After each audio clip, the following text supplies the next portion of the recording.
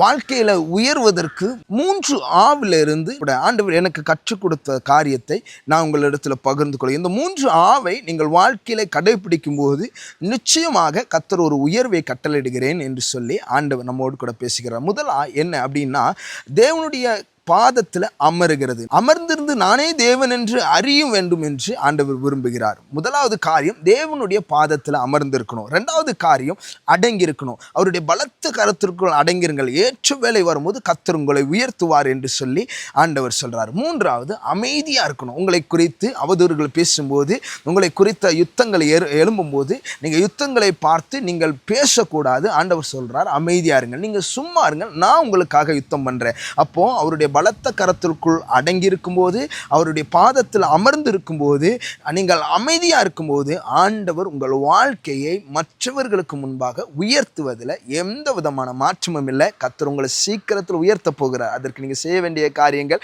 இந்த 3 காரியங்களை கடைப்பிடிங்க. கர்த்தர் உங்களை ஏற்ற வேளையில் உயர்த்துவார்.